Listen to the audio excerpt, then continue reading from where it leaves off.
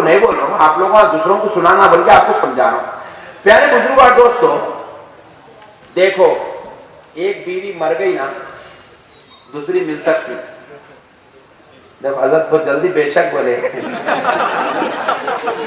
नहीं, बड़े लोग आए, तजुर्बा है, आप लोग ऐसा डार्क मत लो। प्यारे बुजुर्गों और दोस्तों, एक मर गई तो दूसरी मिल सकती, मिल सकती नहीं मिल सकती? बोल, मिल सकती। और पहली जो गई थी वो बीविच थी, दूसरी जो आएंगी वो बीविच है, चेंज नहीं होती। समझ रहे हैं आप?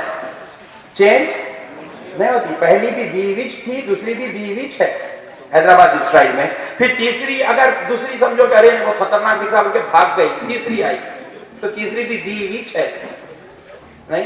और एक खास बात बताओ मैं आपको, पहली वाली अगर फॉर एग्जांपल जो है जरा खूबसूरती में कम रहा, हुस्न जमाल कम रहा, थोड़ी काली पीली रही, तो दूसरी गोरी मिल सकती, चांसेस है। दूसरी में भी कुछ खामी रही तो तीसरी में वो खामी भी दूर करके तीसरी भी बीवी और काबिल और अच्छी सलाहियत वाली, हुस्न जमाल वाली मिल सकती। क्वालिटीज पहली में कम थे, दूसरे में थोड़े एक्स्ट्रा हो गए, दूसरे में कम थे तो तीसरे में और एक्स्ट्रा हो सकते। चौथी अगर मिल गई तो चौथी भी बीविच होती नहीं।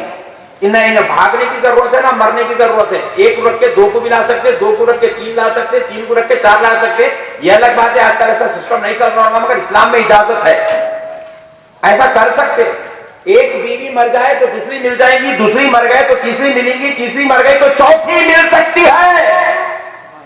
लेकिन नौजवानों याद रखो, कसम उस रब्बुल जलाल की, अगर एक मां मर जाए पूरी कायनात की औरतों को जमा कर लो, दूसरी मां नहीं मिल सकती है, दूसरी मां नहीं मिल सकती है। आप बोलेंगे मेरे वालिद साहब दूसरी शादी कर लिए, वो वालिद की बीवी हो सकती है, दूध पिलाने वाली मां नहीं बन सकती है। वालिद की बीवी होने के नाते मां तो बोला जाएगा, मगर 9 महीने पेट में रख के दर्द बर्दाश्त करने वाली मां नहीं बन सकती है। रातों को उठ उठ कर अपने कलेजे के टुकड़े को संभालने वाली मां नहीं बन सकती है। प्यारे बुजुर्गों और दोस्तों, कुर्बान जाएं, ये तो मां है। अब जरा गौर करो, अगर एक बेटा मर जाए दूसरा पैदा हो सकता है, दूसरा चला जाए तीसरा आ सकता है, तीसरा अगर बूढ़ हो जाए चौथा मिल सकता है। रब ने कुव्वत दी है, 40 बेटे पैदा कर सकते हो, हर बेटे के बाद बेटा हो सकता है। मगर अगर एक बाप मर जाए, पूरी कायनात के मर्दों को जमा कर लो, हर किसी को भाई कह सकते हो, चचा कह सकते हो, खालू कह सकते हो, मामू कह सकते हो, खुदा की कसम किसी को अपना बाप नहीं कह सकते। अल्लाह ने मां और बाप में वहदानियत रखी है। काबिल गौर नुक्ता है दोस्तों, अल्लाह ने जिस तरह अपनी रुबूबियत में वहदानियत, मुस्तफा की महबूबियत में वहदानियत, माँ बाप की वालिदियत में अल्लाह ने वहदानियत रखी है। इसमें एकताई है, वालिद के जैसा फिर कोई वालिद नहीं हो सकता, माँ के जैसी फिर कोई माँ कायनात में नहीं हो सकती। इसलिए जब तक ये हमारे पास है, ये अल्लाह का एक बहुत बड़ा इनाम है, अल्लाह की एक बहुत बड़ी नियामत है। इसको जितना हो सकता है संभाल ले, अदब कर ले, एहतराम कर ले, ताजीम कर ले, खिदमत कर ले, दुआ ले ले, इनका साया सर पे रख ले, आबाद होते चले जाओगे, आबाद होते चले जाओगे, सरसब्ज व शादाब होते चले जाओगे, हर बला से बचते चले जाओगे, हर मुसीबत से टकराते चले जाओगे, हर मैदान में कामयाब होते हुए नजर आओगे। हजरत सैयदुना मूसा अलैहिस्सलाम एक बार अपने घर से निकल रहे थे, आसमान से निदा आती है, मूसा अब जरा घर से निकलो तो संभल के निकलना, एहतियात से बाजारों में रास्तों में चलना। हजरत मूसा अलैहिस्सलाम रब की बारगाह करने गए, अल्लाह हर बार निकलता था, कभी आपने ऐसे नहीं फरमाया कि संभल के निकलना, एहतियात से चलना, अपना ख्याल रखना, कभी आपने नहीं फरमाया। ए अल्लाह आज फरमा रहे हो, बात क्या है? तो रब्बे करीम इरशाद फरमाते, सुनो मूसा, अब तक तुम घर के बाहर निकलते थे तो तुम्हारी माँ घर में बैठकर दुआ करती थी, ए मौला मेरा बेटा मूसा घर के बाहर निकला है, हिफाजत करना।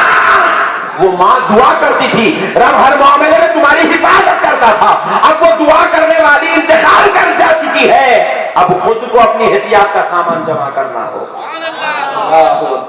तो प्यारे बुजुर्गों और दोस्तों, ये वो माँ है जिसकी दुआ अंबिया का भी काम, अंबिया के लिए भी सरपरस्ती का काम करती है, अंबिया के लिए भी हिफाजत का काम कर रही है। लेकिन अफसोस आज हम गुनहगार होकर भी अपनी माँ की दुआ लेने तैयार नहीं है, माँ बाप के साथ हुस्न सुलूक करने को तैयार नहीं है, माँ बाप के साथ नेकी का काम करने को तैयार नहीं है। नौज़ बिल्लाह मिन ज़ालिक, अस्तग़फिरुल्लाह। बूढ़े माँ बाप औलाद के लिए नौज़ बिल्लाह, आज की न्यू जनरेशन ने अपने बूढ़े माँ बाप को अपने लिए एक अजाब समझा है, अपने लिए मुसीबत समझी है, अपने लिए वबाल समझा है। नौजवानों, आज जाओ अपने बूढ़े माँ बाप के पैर पड़कर उनका शुक्रिया अदा करो कि वो तुम्हारे घर में तुम्हारे साथ रह रहे हैं, वो तुम्हारी सरपरस्ती कर रहे हैं, वो तुम्हारी निगरानी कर रहे हैं। क्योंकि ताजदार कायनात रहमतुल लिल आलमीन सल्लल्लाहु अलैहि वसल्लम इरशाद फरमाते हैं, उस घर पर अल्लाह का अजाब नहीं आता, उस घर पर बलाएं आफात रंज अलम नहीं आते, उस घर पे खुदा का कहर, खुदा का जलाल नहीं नाजिल होता जिस घर में दो किस्म के लोग रहते हैं। सहाबा ने पूछा, या रसूल अल्लाह, वो दो किस्म के लोग कौन हैं? हुजूर ने कहा, एक ढीली चमड़ी सफेद दाढ़ी वाले, ढीली चमड़ी कह के मां की तरफ इशारा किया, सफेद दाढ़ी कह के बाप की तरफ इशारा किया। हुजूर ने कहा, जिस घर में बूढ़े माँ बाप हो उस घर पे अल्लाह का अजाब नहीं आता। फिर आगे इरशाद फरमाते, दूसरे वो लोग जिस घर में दूध पीने वाले रहते हो, बहने के बच्चे रहते हो, छोटे बच्चे रहते हो, कमसीन बच्चे रहते हो, जिस घर में बच्चे होते हो उस घर पर खुदा का अजाब नहीं आता। अरे आज हमारा घर बेनमाजी होने के बावजूद, तिलावत से महरूम होने के बावजूद, इबादत का जज्बा खत्म होने के बावजूद भी अल्लाह का अजाब नहीं आ रहा है, क्योंकि रब फरमाता है जिस घर में बूढ़े रहते हैं उस घर पे अजाब भेजने मुझे शर्म महसूस होती है। बूढ़े माँ बाप को नौज़ बिल्लाह मिन ज़ालिक जो लोग बोझ समझते हैं, होश संभाले, उन बूढ़ों ने तुझे अल्लाह के अजाब से बचाए रखा, उनकी दुआओं ने तुझे हादिसात से संभाल रखा है, उनकी मोहब्बतों ने तुझे खुदा के फजल से खरीद कर रखा है।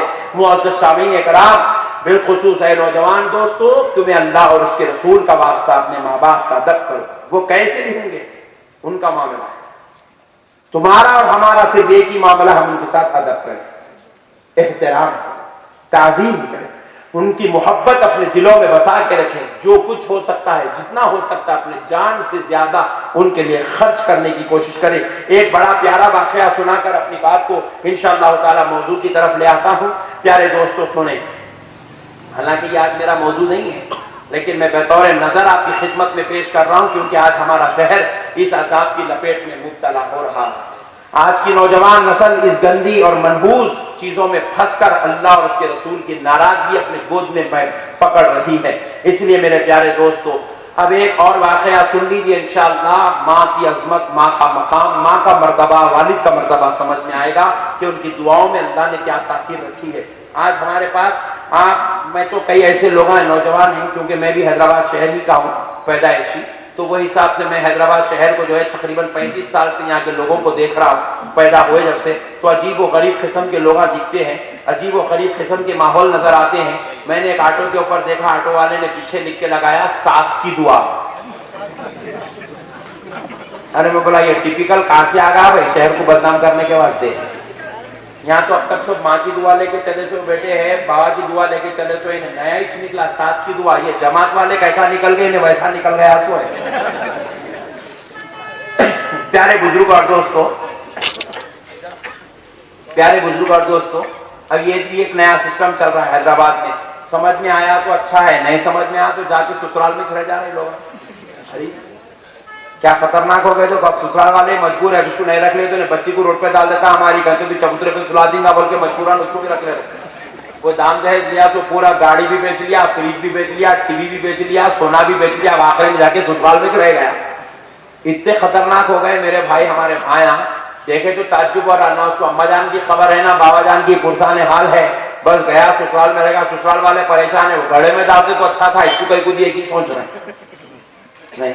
अब आप लोग भी रह रहे तो टेंशन न को लो, देखो मालूम है आप लोग गरीब लोग नहीं रहते बोलते। प्यारे बुजुर्ग और दोस्तों, कुर्बान जाए, नहीं रहना बुरी बात है। अल्लाह हमको मर्द बनाया, मर्द क्या बनाया बोलिए?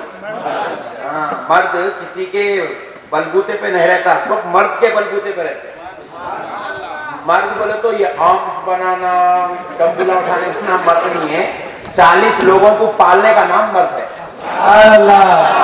सही तारीख सुना रहा हूँ आप लोग अब तक यूं जिमों में जाके यूं यूं करके तो बेकार बातें हैं। वो जिम में जाओ एने फोड़वा। सही मर्द वही है जो कम से कम 10 लोगों की किफालत करता, सबसे ज्यादा माँ बाप का इलाज कराता, माँ बाप को खाना खिलाता, कपड़े बनाता, बीवी बच्चों के साथ हुस्ने सुलूक करता, अपने बच्चों को रोजाना रात में आते वक्त कुछ तो भी चॉकलेट ये वो लेके आता है, बीवी को लेके जाता, माशाल्लाह बेहतरीन बिरयानी खिलाता, उन्हें मर्द है। समझ रहे हैं आप? सही तारीख पर वो मर्द की नोट करते तो कर लो आप। ये आजकल हमारा सिस्टम कैसा होगा, कितने खतरनाक हो गए। देखो हम लोग घर के सामने गाड़ी लाके गेट भी नहीं खोलते, गाड़ी पे से उतर के हारन मारते, साहब हारन मारते, बेगम तो भाग के आना, बहन तो भी भाग के आना, बोलते भाग के आके गेट खोलना, रिसीव करना, आइए। अब इन्हों अंदर उतरते, इन्हों जैसे ही गाड़ी का हारन मारे, अंदर अम्मा जान अपने कमरे में भाग जा रहे हैं, बीवी उन्होंने अंदर कमरे में भाग जा रहे हैं, उन्होंने प्याज काट ले लेके चूल्हे में भाग जा रहे हैं, बच्चे पूरे जाके बैगा खोल लेके बुका खोल लेके बढ़िया रहे बच्चे। मेहमान तो मुझे क्या हुआ, ऐसा कहीं भाग रहे, अब्बू शेर आए।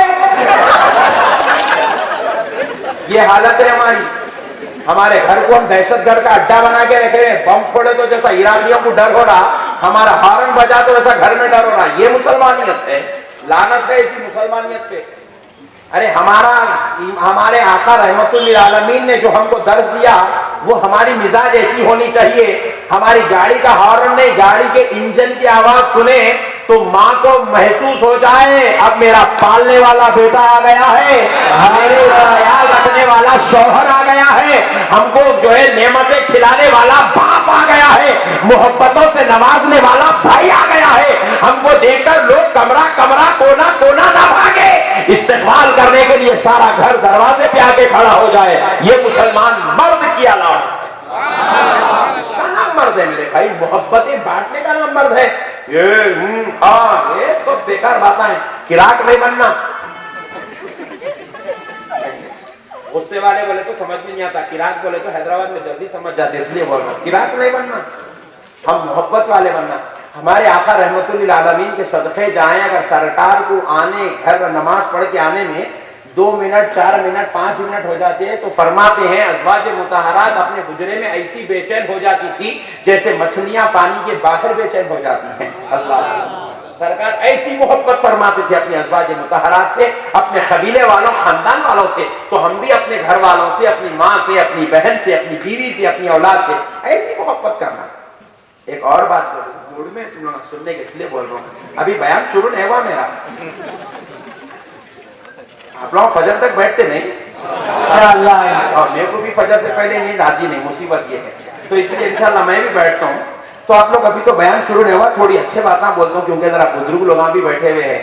अगर आप लोग भी है तो जरा जाके घरों में बोलो मौलाना अहमद नसमती साहब आपके वास्ते बयान भेजे, बोल के सुनाओ जरा उनको। हुआ क्या, आजकल कई ऐसे किस्से हैं डोरी केसों की शक्ल में बदल गए। तो ये डौरी केस क्यों हुआ, डौरी केस क्यों हुआ बोल के पूछे तो बोले बहू को जाके पूछ रहे क्या अम्मा अच्छा तुम्हारे बाबा 10 लाख लगा के शादी करे, उन लोग जो है 8 लाख लगा के शादी करके बेहतरीन वलीमा करके 4 बजे रात तक बाजा बजा बजा के तुम्हारा लाइसो है।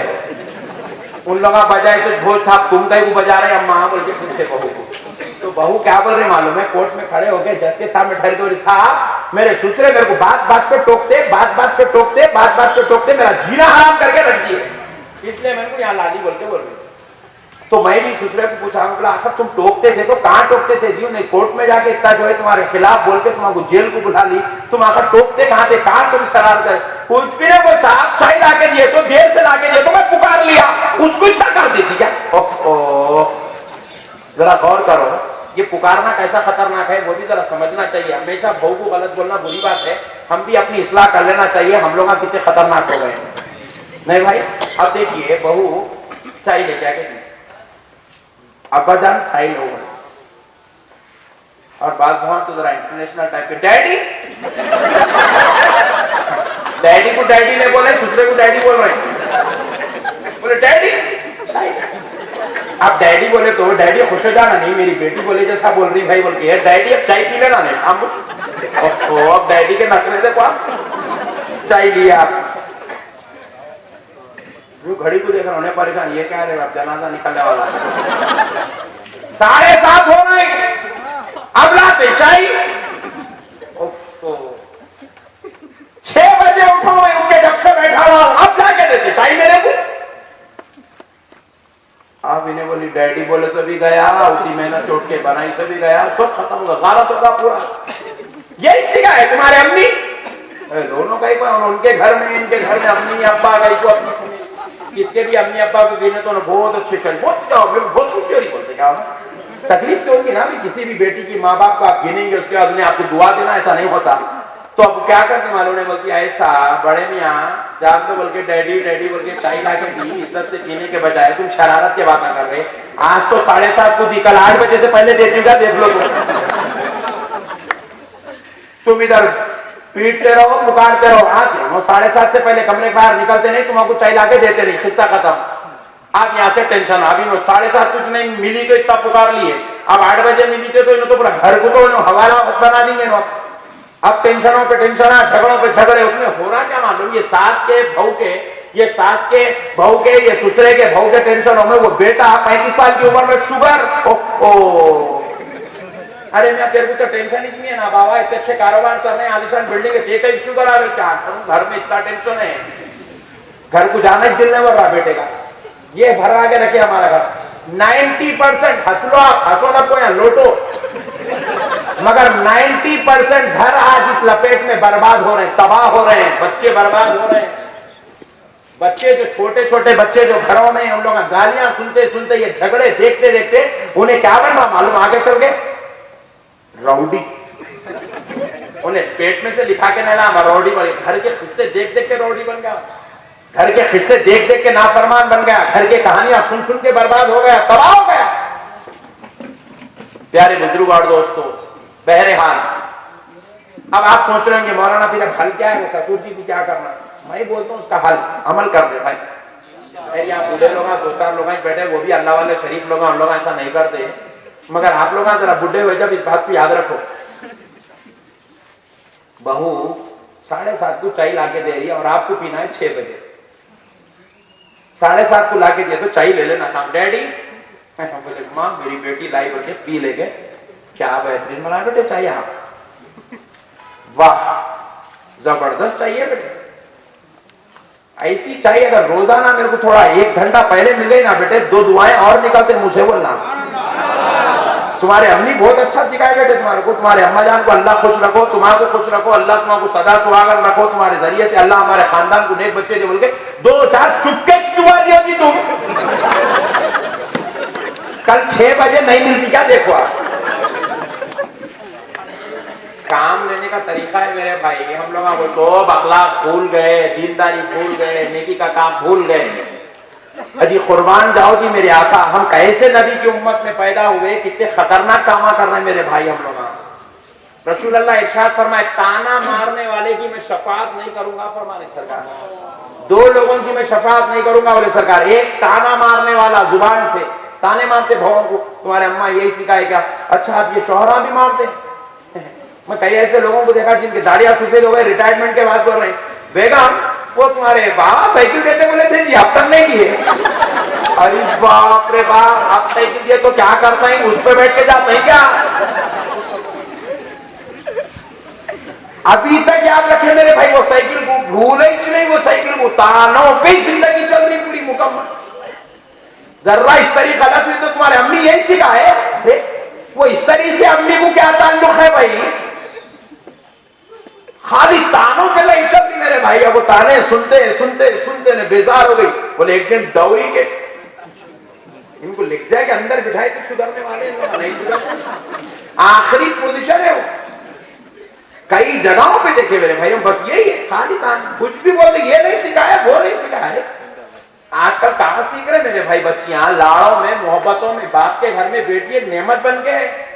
आपके घर में आपको जैसी जरूरत है आप वैसा संवार लीजिए, वैसा बना लीजिए, वैसी मोहब्बतों से उनको नवाजिए, आप जैसा चाहेंगे और वैसे बनते चले जाते हैं। बहरहाल प्यारे बुजुर्ग और दोस्तों, एक अच्छी बात सुन लीजिए। कई ऐसे लोग हैं जो आज के इस मुआशरे में दीनदारी से करोड़ों मील दूर है, जिसकी वजह से घर बर्बाद है, आलीशान जिंदगियों के बजाय जेल खानों में जाकर बैठे हुए, आलीशान जिंदगियों के बजाय कोर्ट कचहरियों की हाजियां डालते पेशियां देते देते थक गए। दोस्तों सुनो, कुर्बान जाओ मेरे आका रहमतुल्लिल आलमीन सल्लल्लाहु अलैहि वसल्लम के किरदार पर। मेरे आका सल्लल्लाहु अलैहि वसल्लम को एक बार हजरत हफ्सा रजी अल्लाह ताला अन्हा के घर की बारी थी। आका अलैहिस्सलाम उनके घर रह रहे थे। हजरत नबी पाक अलैहिस्सलाम के लिए हजरत हफ्सा ने नाश्ते का इंतजाम किया। आप नाश्ते के लिए तशरीफ लाए और दस्तरखान पर बैठे नाश्ता फरमाने लगे। नबी पाक सल्लल्लाहु अलैहि वसल्लम ने तबीयत के मुताबिक आका अलैहिस्सलाम जितना तनावुल फरमाते थे, उस बार भी आका अलैहिस्सलाम ने उतना ही तनावुल फरमाया। और फिर तनावुल फरमाकर आका अलैहिस्सलाम को किसी काम की गर्ज से जाना था। आका अलैहिस्सलाम हजरत हफ्सा से मिले और फिर नबी पाक अलैहिस्सलाम तनावुल फरमा लिए और चले गए। दौरान तनावुल आका अलैहिस्सलाम ने हजरत हफ्सा को कहा, हफ्सा तशरीफ लाए, आप भी खाना खा लें। तो हजरत हफ्सा रज़ी अल्लाह ताला अन्हा अर्ज़ करती हैं, या रसूलल्लाह, मैं रोजे से हूं, मैंने आज नफिल रोजे का इरादा किया है, मैंने रोजे की नियत कर ली है, मैं रोजे की हालत में। आका अलैहिस्सलाम फिर अपना खाना तनावुल फरमाया और आका अलैहिस्सलाम चले गए। जब हजरत हफ्सा का रोजा खत्म हुआ, इफ्तार का वक्त आया, हजरत हफ्सा ने इफ्तार फरमाई। बाबू जरा बैठ जा बेटा, बैठ जा। हजरत हफ्सा ने रोजा इफ्तार किया और उसके बाद जब खाना तनावुल करने लगी तो हजरत हफ्सा एक निवाला मुंह में ली और झट से वो निवाले को दस्तरखान पर डाल दी और चीख मारने लगी। अज़वाज मुतहरात जो बाज़ खुर्ब व जवार में रहते थे, वो दौड़ी हुई हजरत हफ्सा की तरफ आई और पूछने लगी, क्या हुआ, जो ये कोहराम मच रहा है। हजरत हफ्सा रो रही है, दारो खतार रो रही है, कहती है, अल्लाह तेरी रहमत और तेरे नबी की रहमत के सदक़े जाती है। ये कहती जा रही है, रोती जा रही है, कहती जा रही थी। अज़वाज मुतहरात ने पूछा, क्या हुआ। तो हजरत हफ्सा अर्ज़ करने लगती है, मैंने रसूल अल्लाह सल्लल्लाहु अलैहि वसल्लम को जो खाना सुबह में खिलाया था अपने दस्तरखान पर, वही खाना मैंने अब खाया। उसमें मैंने शायद गफलत से 2 बार नमक डाल दिया। वो खाना इतना खारा है कि मैं पकाई हूं और मैं खुद मुंह में नहीं रख सक रही हूं। मैं पकाई ही हूं और वही खाना एक निवाला मैं अपने मुंह में नहीं संभाल सक रही हूं। मेरी जबान उस खाने के मजे को बर्दाश्त नहीं कर रही है। मैंने उस खाने को दस्तरखान पर उड़ेल दिया और मुझे याद आया, यही खाना मेरे आका सुबह में जितना तनावुल कर सकते थे तनावुल कर गए। पेशानी पे बल तक नहीं आया, जुबान पे शिकवा नहीं आया। एक लम्हे के लिए मैं सामने बैठी रही, मुझे जाहिर तक होने नहीं दिया कि इसमें नमक इतना ज्यादा है। अल्लाहु अकबर। मेरे आका की रहमतुल्लिल आलमीन को याद करके रो रही हूं, उनकी शाने करीमी को याद करके रो रही हूं। आका अलैहिस्सलाम जब बाहर से तशरीफ लाए, नबी पाक अलैहिस्सलाम ने हजरत हफ्सा के रोना देखा, उनकी आंखों का फूलना देखा, चेहरे पर वो इम्तियाज देखा। तो आका अलैहिस्सलाम ने पूछा, ऐ हफ्सा क्यों रो रही हो, बात क्या है। कहा, या रसूल अल्लाह, आपके कुर्बान जाऊं आका, उस खाने में नमक ज्यादा था, मैं अपने मुंह में ना रख सकी। आपने पूरा खाना तनावुल कर लिया, मुझे बताया तक नहीं, मुझे बोला तक नहीं, मुझे अपने चेहरे पर, अपनी पेशानी पर बल तक आने नहीं दिया। तो आका अलैहिस्सलाम फरमाते हैं, ऐ हफ्सा, तुम हर बार अच्छा खिलाती हो, हर बार अच्छा खिलाती हो, अगर एक आध बार नमक ज्यादा हो जाए तो उसमें शिकवा करना ये कहां की बात है। सुभान अल्लाह, अल्लाहु अकबर, तकबीर, अल्लाहु अकबर, रिसालत या रसूल अल्लाह, रिसालत या रसूल अल्लाह, रिसालत या रसूल अल्लाह, अहले सुन्नत जिंदाबाद, अल्लामा मोहम्मद अहमद नक्शबंदी साहब जिंदाबाद, अल्लामा मोहम्मद अहमद नक्शबंदी साहब जिंदाबाद, शाने दकन जिंदाबाद।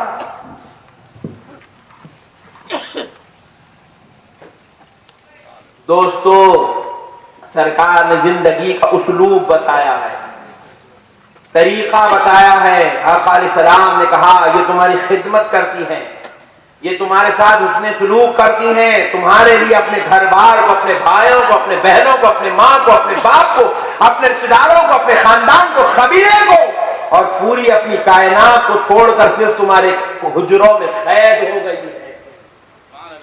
हक और ईमान से बताओ, यहाँ इतने नौजवान बैठे हैं, हमारा रिश्ता हमारे खलेरे भाइयों के साथ, फुफेरे भाइयों के साथ, मुमेरे भाइयों के साथ, चचेरे भाइयों के साथ शादी से पहले अगर खराब भी था तो शादी के बाद और अच्छा हो गया है। दावत में आए थे, गिफ्ट दिए, मोहब्बत बढ़ गई। मगर हमारी अहलिया, हमारे घर की बीवियों में आप गौर करें, शादी से पहले अगर उनका रिश्ता पूरे खानदान वालों से अच्छा था, लेकिन अब एक शौहर की खुशी के खातिर उन्होंने पूरे खानदान से रिश्ता तोड़ दिया है। किसी खलेरे भाई के सामने शौहर बोल दिए नहीं निकलना तो नहीं निकलती है बीवी, सिर्फ शौहर की खुशी के खातिर। शौहर ये कह दिया कि तुम जो है अपने चचाजाद भाई के सामने नहीं निकलना, खुदा की कसम मर जाएगी मगर अपने चचाजाद भाई के सामने, जिसके साथ बचपन से जिंदगी गुजारती आई है, जिसको अपना सगे भाई से ज्यादा अहमियत देती आई है, उस भाई के सामने निकलने तैयार नहीं है, सिर्फ एक शौहर की खुशी के खातिर। मगर ये बेचारा शौहर है, लम्हे लम्हे ताने मारता, छोटे छोटे कामा नहीं हुई आते कि अबू शेरे फैट भी दस्तरखान बिछना, मुर्गे मुसल्लम सामने आना, नहीं आए तो भाई समझो खराबा बेचारी का, अजाब बना के रख दे तो उसकी जिंदगी को। ये कौन सी इंसानियत है मेरे भाई, कौन सिखाएगी ये मुसलमानों को? ये कहाँ का दस्तूर है कि मेरे भाई कहां से लाए हम लोग ये चीज? हमें आज तक समझ नहीं आया, आज तक समझ नहीं आया। ये जुल्म ज्यादती करने के बाद अब याद रखो नौजवानों, 1 लाख नमाजा पढ़ो, 1 करोड़ हज करो, 2 लाख कुर्बानियां दियो, 26,000 मुसलमान बच्चियों की शादियां कराओ। घर में अगर बीवी खुश नहीं, माँ बाप खुश नहीं, बच्चे खुश नहीं, खुदा की कसम सुन लो, अल्लाह भी खुश नहीं, अल्लाह भी खुश नहीं। लाख कामा बाहर कर लो आप जाके, आपकी नमाज से आपके घर वालों कोई ताल्लुक नहीं है, वो आपकी खबर में काम आने वाली है, लेकिन आपके घर वाले खुश है तो खुदा की कसम मैं नहीं, मदीने वाले मुस्तफा इरशाद फरमाते हैं, जिस बेटे से उसका बाप राजी है, सुन ले उससे उसका खुदा राजी है। हुजूर इरशाद फरमाते हैं, जिस बेटे से उसका बाप नाराज है, उस बेटे उससे उसका रब नाराज है। अल्लाह अकबर। बाप की खुशी, माँ की खुशी को रसूल अल्लाह ने रब की खुशी करार दिया, बाप की और माँ की नाराजगी को रसूल अल्लाह ने रब की नाराजगी करार दिया है। ऐ नौजवानों, घरों के अंदर अखलाक, औलाद से मोहब्बत, बेल्टा लेके मार रही थी, अरे इंसान है जी, उन्हें कौन बोलेगी बेल्टा लेकर मारो बोल के? कौन सा कानून बोला है? नौज बिल्लाह, ये कुफ्फार के काम है मेरे भाई, ये मजूसियों के काम है। खुदा की कसम मुसलमान बेल्ट पकड़ने वाला नहीं होता। हमारी औलाद बेल्ट से अगर डरती है तो औलाद की गलती नहीं, हमारे किरदार की गलती है।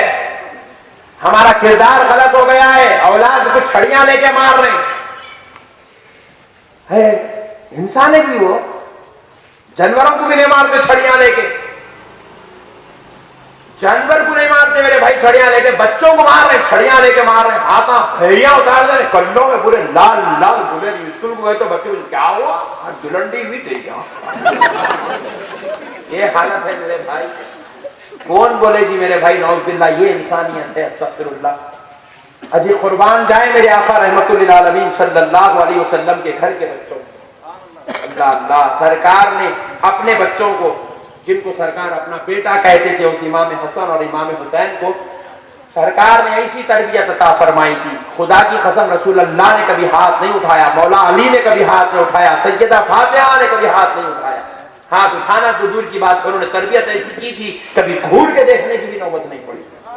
किरदार हमारा ऐसा हो, हमारी औलाद खुद ब खुद उनके अंदर रहम पैदा हो, उनके अंदर अखलाक पैदा हो। ये कब होगा मालूम? हम अपने अम्मी जान का अदब करें तो उन्हें 100% अपना अदब करता। कॉमन सेंस है। एक साहब मेरे को पूछे, मुझे साहब इतने फुटके भुटके खाए तो सही जगह पे पकड़ेगा तू बोला, कहीं को खा रहा हूँ। टीवी में तो नहीं दिखा रहे ना भाई, हर लोग टीवी देख के बर्बाद हो रहे, टीवी में गुटखा खा बोल के दिखा रहा, क्या बोलो ना भाई, टीवी में सिगरेट क्यों बोल के दिखा रहा, 14 साल की उम्र के 12 साल की उम्र के बच्चों को सिगरेट आप लोग बोल के कोई तो हीरो बोल रहा। गलत बात है, हीरो को बदनाम न करो आप लोग। असल हीरो तो घर में है जी, असल ट्रेनिंग तो घर में हो रही। लाइव चैनल रोजाना देख रहा हूं, क्या स्कूल को जाने से पहले बाबा जान बोले, बेटे चुन्नू भाई के डब्बे पे जाके बोलो बाबा के पास छुट्टे, तो फुल फ्लैट के डब्बिया क्यों बोलो, चुन्नू भाई के पान के डब्बे को रोजाना ये छोटा मुन्ना 8 साल की उम्र से जा रहा आ रहा, जा रहा आ रहा, जा रहा आ रहा, 4 साल की ट्रेनिंग है उसके पास।